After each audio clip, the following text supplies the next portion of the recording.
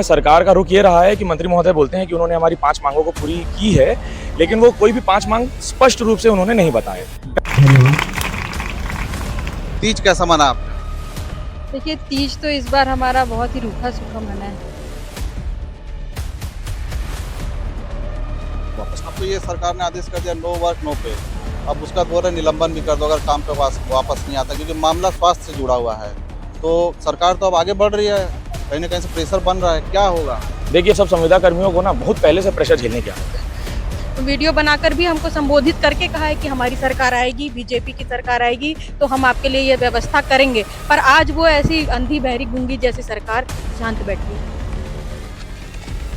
हर बार CR से पहले हमको ये बोल के धमकाया जाता है कि अगर काम ऐसा करोगे तो सीआर खराब कर देंगे, जबकि सरकार को तो अब ये समझ में आ गया होगा कि काम नहीं निकाल पा रहे हैं ना, तो फिर हर बार सीआर के टाइम क्यों धमकाया जाता है? मान लीजिए निलंबन कर दिया आप लोग को, बोलेंगे नई बहाली निकाल लेंगे, फिर क्या व्यवस्था रहेगी?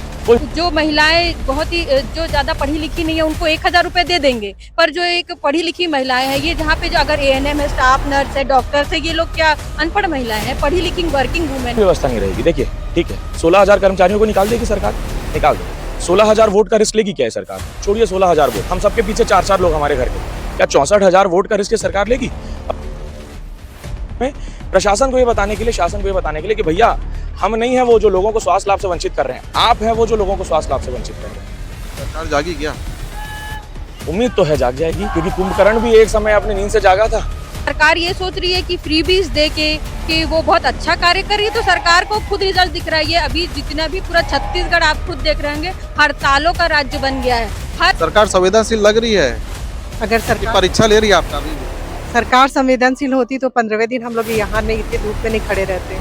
मरीज परेशान हो रहे हैं, उसको लेकर आप लोग कितना संवेदनशील हैं? देखिए, अब अगर सरकार इसी रुख पे बैठ गई है कि हमको वापस यहाँ देगी, हम भाई यहाँ बहुत लोग डॉक्टर हैं, बहुत लोग नर्स हैं, हम धरना स्थल में इलाज भी कर देंगे, ज़्यादा लगा धरना स्थल में डिलीवरी करवा देंगे, हम सब कर देंगे। भले चल रही है हड़ताल, भले हैं बेहाल, फिर भी है आपका ख्याल।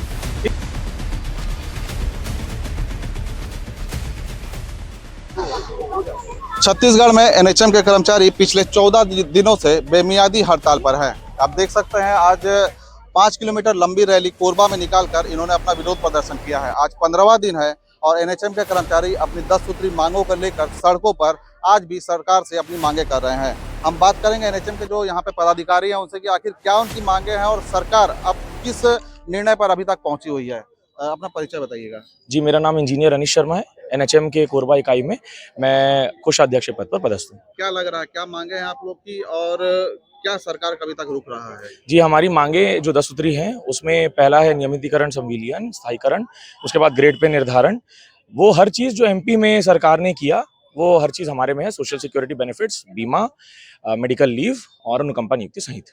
सरकार का अभी तक क्या रुक रहा है? आज 15वां दिन है। जी, आज 15वां दिन है। सरकार का रुख ये रहा है कि मंत्री महोदय बोलते हैं कि उन्होंने हमारी 5 मांगों को पूरी की है, लेकिन वो कोई भी 5 मांग स्पष्ट रूप से उन्होंने नहीं बताए। पहला पॉइंट। दूसरा पॉइंट ये कि मांगों को जिस तरीके से पूरा किया गया है वो बहुत आर्बिट्ररी और एम्बिगुअस है। जैसे जो मेडिकल लीव है, मेडिकल लीव स्वीकृत होगी हमारे एमडी ऑफिस से, हमारे हेड ऑफिस से।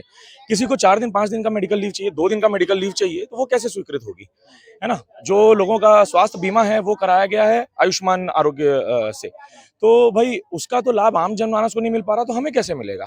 तो सिंपल चीजों को दिया गया है, वो ऐसा दिया गया है शुगर कोट करके कि हम उसका लाभ ले ही नहीं सकते। आम जनमानस को नहीं मिल पा रहा मतलब क्या, कहाँ दिक्कतें आ रही है? आप लोग खुद स्वास्थ्य क्षेत्र से जुड़े हुए हैं। देखिए, आप अगर कहीं भी रिपोर्ट करेंगे तो आपको पता चलेगा कि धीरे धीरे करके जो प्राइवेट फैसिलिटीज हैं, प्राइवेट फैसिलिटीज नहीं अब आयुष्मान कार्ड को ले रहे हैं। कहीं से ये भी पता चल रहा है कि 2 महीनों में विगत जितने प्राइवेट इंस्टीट्यूशंस हैं वो हड़ताल पे जाएंगे ये बोल के कि हम आयुष्मान कार्ड से अब ब्लॉकिंग नहीं करेंगे। क्या कारण क्या है? कारण की पेमेंट नहीं हो रहा आयुष्मान का। तो जब आयुष्मान का पेमेंट नहीं हो रहा है तो हमारा पेमेंट कैसे होगा? अगर हम भी जाएंगे आयुष्मान कार्ड के थ्रू तो हमारा पेमेंट भी नहीं होगा। तो अगर पेमेंट नहीं होगा तो हॉस्पिटल्स हमको एडमिट ही नहीं करेगा। तो सिंपल बात है, आपने मांगे ऐसी पूरी की है जो हम नहीं समझ पा रहे पूरी की है। 5% जो आप कह रहे हैं, 22 की टोटल 27% में से आपने 5% के लिए स्वीकृति दे दी और बाकी का 22% मिल गया है। वो 22% भी नहीं मिला है, क्योंकि जो आया था 2023 का आदेश उसमें लिखा था सर्व संविदा कर्मचारियों को 27% मिलेगा। उसमें गुणागणित लगा के ये बता दिया गया कि इनको 22% मिल गया है, 5% शेष है। चलिए वो 5% का आदेश निकाल दीजिए, आदेश तो उसका भी नहीं मिला। तो हम सब ने ये ठाना इस बार, इतने इनकी दमनकारी नीतियों के बाद भी इनके पास इस चीज के लिए समय है कि ये आदेश निकाले हमारे सेवा समाप्ति के लिए। इस चीज का समय नहीं है कि आदेश निकाल दे कि इनकी सारी मांगे पूरी की जा रही है, अब आप कार्रवाई शून्य की जाती है और आप वापस आइए हड़ताल से। तो भाई जब सरकार इतनी एडमेंट है तो अब हम भी एडमेंट है, अनिश्चितकालीन तक जाएंगे और बिल्कुल हमारा सरकार से यही कहना है कि इस बार आश्वासन से नहीं, कुछ ना कुछ आदेश से ही हम वापस अब तो ये सरकार ने आदेश कर दिया नो वर्क नो पे। अब उसका बोल रहे निलंबन भी कर दो अगर काम पे वापस नहीं आता, क्योंकि मामला स्वास्थ्य से जुड़ा हुआ है। तो सरकार तो अब आगे बढ़ रही है, कहीं ना कहीं से प्रेशर बन रहा है, क्या होगा? देखिए हम सब संविदा कर्मियों को ना बहुत पहले से प्रेशर झेलने की आदत है। हर बार सीआर से पहले हमको ये बोल के धमकाया जाता है कि अगर काम ऐसा करोगे तो सीआर खराब कर देंगे, जबकि सरकार को तो अब ये समझ में आ गया होगा कि काम नहीं निकाल पा रहे हैं ना, तो फिर हर बार सीआर के टाइम क्यों धमकाया जाता था? तब फिर हर बार ये प्रेशर क्यों कि अगर तुम काम नहीं करोगे? हम जितने एनएचएम के संविदा कर्मचारी 200% देते हैं अपना अपना। कोविड के समय तो ग्राउंड पे आप ही लोग थे क्या? कोविड के समय ग्राउंड में हम लोग, मैं बताना चाहूंगा, मैं बायोमेडिकल इंजीनियर हूँ और दिन में रात में 1:30-1:30 बजे 2-2 बजे मेरे पास फोन आता था, जब मम्मी देखती थी कि डॉक्टर्स जब वेंटिलेटर नहीं फिट कर पा रहे हैं वहां पे ट्रेनिंग के अभाव के कारण, या क्योंकि हर बार डॉक्टर्स चेंज हो जाते थे, वो मेरे को बोलती थी कि बेटा तू जा जल्दी, वो जो बेचारा लेटा है उसको तो किसी की जरूरत है ना वहां पे, तो तू जा वहां पे जाके जल्दी उनको बता कैसे करना है। 7 दिन जब मैं कोविड में एडमिट था, क्योंकि मेरे पापा को कोविड हो चुका था, मुझे कोविड हो चुका था, 7 दिन जब मैं कोविड हॉस्पिटल में एडमिट था, मैं रात को 12 बजे से लेकर सुबह 4 बजे तक सो ही नहीं पाता था, क्योंकि मैं वहां आईसीयू में ही घूमता रहता था, देखता था किसके में वेंटिलेटर में क्या है। 3-4 बार ऐसा हुआ है, आया है कोई पेशेंट, वहां पे डॉक्टर अवेलेबल नहीं है, जो थे डॉक्टर वो उस समय ड्यूटी डॉक्टर अवेलेबल नहीं है, सिस्टर स्टाफ नर्स मुझे बुलाएं तुरंत, और मैं उनका FiO2 सेट करके, उनका PWP PIP सेट करके 58 से सैचुरेशन था, उस 58 के सैचुरेशन को 98 तक रह के वो पेशेंट स्टेबलाइज होकर 7 दिन में डिस्चार्ज हो गया। आज ये भी देखा जाता है ग्रामीण क्षेत्र में डॉक्टर जाना नहीं चाहता, लेकिन एनएचएम कर्मचारी ग्राउंड जीरो तक जाकर ग्रामीण क्षेत्र में स्वास्थ्य सुविधाओं को बहाल कर रही है। सरकार को नहीं दिख रहा है क्या ये सब? देखिए सरकार को दिख सब रहा है, लेकिन सरकार को ये लगता है कि जब तक जैसा चल रहा है वैसा चलने दीजिए। सरकार को ये पता है कि काम हम ही करने वाले हैं, सरकार को ये भी पता है कि हर बार जब हम बिना कुछ लिए वापस लौट जाते हैं तो सरकार उसी मूड में है। मान लीजिए निलंबन कर दिया आप लोग को, बोलेंगे नई बहाली निकाल लेंगे, फिर क्या व्यवस्था रहेगी? कोई व्यवस्था नहीं रहेगी। देखिए ठीक है, 16,000 कर्मचारियों को निकाल देगी सरकार, निकाल दे। 16,000 वोट का रिस्क लेगी क्या है सरकार? छोड़िए 16,000 वोट, हम सबके पीछे 4-4 लोग हमारे घर के, क्या 64,000 वोट का रिस्क सरकार लेगी? और सिर्फ मेरा घर नहीं, मेरे साथ ऐसे और भी घर जुड़े हुए हैं, एक आदमी के पीछे 10 आदमी रहेंगे वोट करने वाले, क्या उतने लोगों का 1,60,000 वोट का रिस्क सरकार लेगी क्या? अगर लेगी तो ले ले। ये तो वही वाला बात होगी ना, सरकार उधर से ब्लैकमेल कर रही है कि निलंबित कर देंगे, आप बोल रहे हैं वोट नहीं देंगे। ये तो दोनों तरफ से वार प्रतिवार हो रहा है। देखिए क्विड प्रो को तो हर जगह है। हाँ। सरकार ये भी समझ रही है कि सरकार जब हमको बोली है कि आपको नियमित करेंगे तब हम सरकार को लाए हैं। पिछली सरकार ने बोला था आपको नियमित करेंगे, नहीं तो 15 साल से भाजपा की सरकार थी छत्तीसगढ़ में, पिछली बार सरकार ने बोला कांग्रेस ने कि आपको नियमित करेंगे, करके हम लाए, और वो नहीं कर पाई तो उनको नहीं रखने दिए, तो ये भी नहीं कर पाएंगी तो भैया सब मेहमान ही है यहाँ पे। सरकार को जगाने के लिए क्या क्या आप लोगों ने प्रदर्शन किया, थोड़ा बता दीजिए। देखिए हम जो कोरबा जिला वाले हैं, हमने हमेशा बहुत यूनिक प्रदर्शन किया है। हमने यहाँ से सद्बुद्धि हवन किया सरकार के लिए कि सरकार को इतनी सद्बुद्धि नहीं आ पा रही है कि जो उन्होंने लिखा है वो नहीं कर पा रहे हैं, जो लिखा है हम उसी को मांग रहे हैं तो वो नहीं दे पा रहे हैं। हमें जब ये पता चला कि यहाँ पे लोगों को खून देने के लिए ब्लड की यूनिट्स कम हो गई है मेडिकल कॉलेज हॉस्पिटल में, हमने यहीं पे ब्लड डोनेशन कैंप करवाया, हमने 27 यूनिट्स खून दिए अपने इन्हीं संविदा कर्मियों ने, महिलाओं ने भी? सबने। महिलाओं का उपवास था उस दिन, गुरुवार लोगों का उपवास रहता है, हमारी कई महिलाएं उस दिन पीला साड़ी पहन के आई थी, उनका गुरुवार का उपवास था, फिर भी वो आके खून इसलिए दी कि हमारी जवाबदारी है हमारे जनमानस के प्रति और हम खून देंगे, भले हम संविदा कर्मी हैं, भले चल रही है हड़ताल, भले हैं बेहाल, फिर भी है आपका ख्याल। इस नारे के साथ हमने ब्लड डोनेट किया, 27 यूनिट खून, ये बोल के कि हमारा 27% नहीं मिला है, फिर भी हम 27 यूनिट खून दे रहे हैं एक संकेत के रूप में, प्रशासन को ये बताने के लिए, शासन को ये बताने के लिए कि भैया हम नहीं है वो जो लोगों को स्वास्थ्य लाभ से वंचित कर रहे हैं, आप हैं वो जो लोगों को स्वास्थ्य लाभ से वंचित कर रहे हैं। सरकार जागी क्या? उम्मीद तो है जाग जाएगी, क्योंकि कुंभकर्ण भी एक समय अपनी नींद से जागा था, तो जब कुंभकर्ण जाग गया तो सरकार फिर कौन सी चीज है, जागी। महिला कर्मचारी मौजूद हैं। तीज कैसा मना आपका? देखिए तीज तो इस बार हमारा बहुत ही रूखा सूखा मना है। जैसे आप जान रहे हैं कि हड़ताल के समय में हम लोगों ने तीज मनाया है, और पर सर तीज हमने यहीं मना लिया, हमने उनको राखी भी भेज दी, हमने खून से पत्र भी लिख दिया, हमने क्या हुआ तेरा वादा पे डांस भी कर लिया उनके सामने मुखौटा पहन करके, पर ये असंवेदनशील सरकार को कुछ भी हमारे बारे में ख्याल नहीं है। क्या लग रहा है ऐसे कौन मंत्री हैं? आप लोगों ने ओपी चौधरी और स्वास्थ्य मंत्री को मुखौटा पहन के प्रदर्शन किया था, क्या रोल है इनका इस आपकी मांगों में? 2 साल पहले जब हमारी ऐसी हड़ताल चल रही थी तूता में, तो ये सभी के सभी लोग आए थे, और जैसा आप लोग देख रहे हैं सेटअप चेयर में चारों लोगों को बैठा के सब जिले वाले कर रहे हैं, वही सेटअप था। वो चेयर में बैठ के हमारे ही मंच में उन्होंने बहुत बड़े-बड़े भाषण दिए और हमसे वादे किए। ऐसा भी नहीं है कि बस वो मंच में किया, खुद पर्सनल वीडियो बना के भी किया है, जिनका आप बात कर रहे हैं। उन्होंने खुद पर्सनल वीडियो बनाकर भी हमको संबोधित करके कहा है कि हमारी सरकार आएगी, बीजेपी की सरकार आएगी, तो हम आपके लिए ये व्यवस्था करेंगे। पर आज वो ऐसी अंधी बहरी गूंगी जैसी सरकार शांत बैठी है। घर में कौन कौन है आपके? मेरे घर में पूरा परिवार है। मेरा एक छोटा बच्चा है 5 साल का, मेरे पति है, मेरी सास है। ढूंढ नहीं रहे आपको? देखिए, वो जानते हैं मैं खुद एक मास्टर्स हूँ, खुद डॉक्टर हूँ। वो जानते हैं कि मैं किस वजह से यहाँ पे खड़ी हूँ और उनको लगता है कि मैं जो कर रही हूँ सही कर रही हूँ।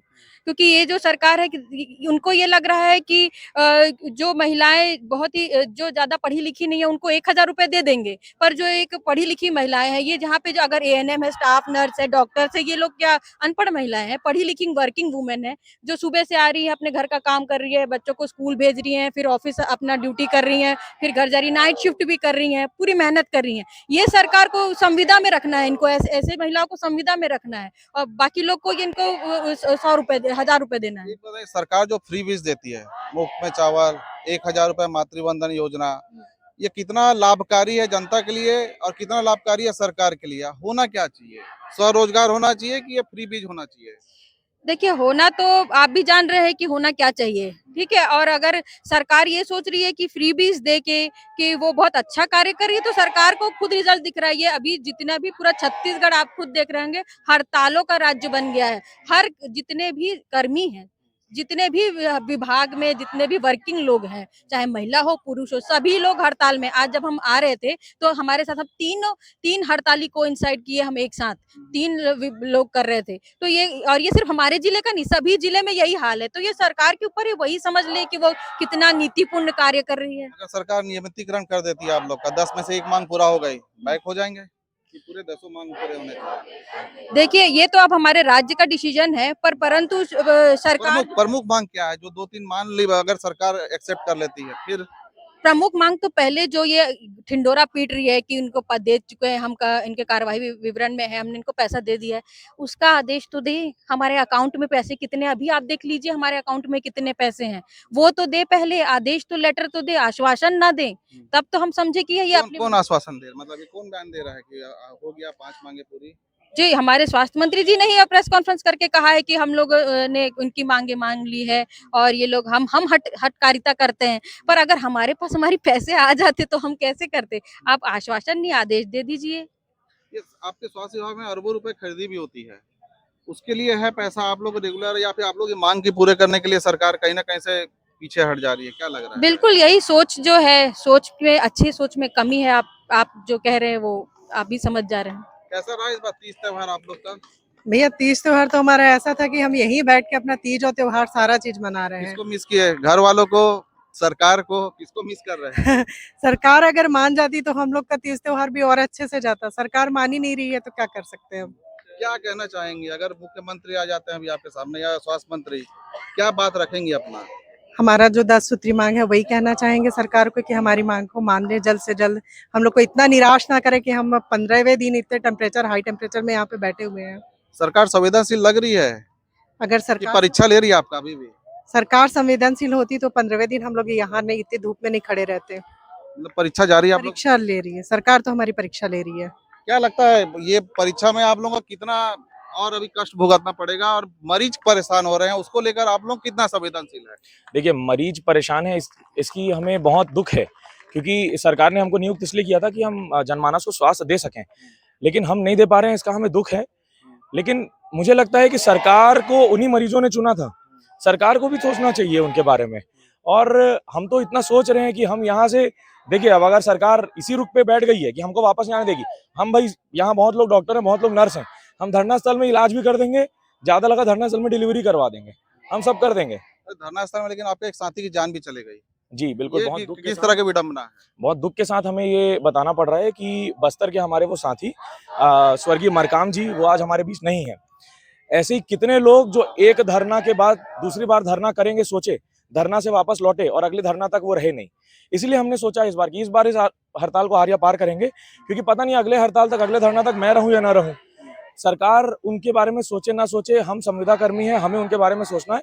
हमने अपने धरना स्थल का नाम उनके नाम पर स्वर्गीय अमरदीप मरकाम धरना स्थल रखा है। जितने दिन तक ये अनिश्चितकालीन हड़ताल चलेगा, वो धरना स्थल उनके नाम से जाना जाएगा।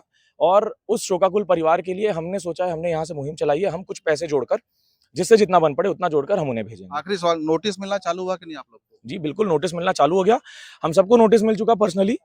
उस नोटिस को हम संविदा प्रथा की पुतला दहन किए थे पिछले सैटरडे को, उस पुतले के साथ हमने उन नोटिसों को क्या नोटिस में क्या कहा गया था? नोटिस में ये कहा गया था कि अगर आप जितने दिन आप कार्य में नहीं है तो पेमेंट नहीं मिलेगा, पहली चीज। आप अतिशीघ्र वापस आएं, अगर नहीं आएंगे तो आपके खिलाफ अनुशासनात्मक कार्रवाई की जाएगी। अगर उस पोजीशन में पहुंच जाती है सरकार अनुशासनात्मक कार्रवाई के लिए, फिर क्या डिसीजन रहेगा आप लोग का? डिसीजन तो यही रहेगा, अब चाहे सरकार कार्रवाई कर ले, चाहे सरकार कुछ कर ले, इतने लोग यहीं रहेंगे, इतने लोग यहीं डटे रहेंगे, इतने लोग आखिरी तक लड़ते रहेंगे। इस बार तो सरकार को झुकना पड़ेगा। ये एनएचएम के हड़ताली कर्मचारी है, आर पार की लड़ाई की बात कर रहे हैं। इनका कहना है कि जब तक सरकार इनकी 10 सूत्री मांगों पर अपनी मुहर नहीं लगाती है, तब तक ये इसी तरह अडिग रहेंगे। न्यूज़ कट टू कट के लिए कोरबा से विजय कुमार। ठीक भैया।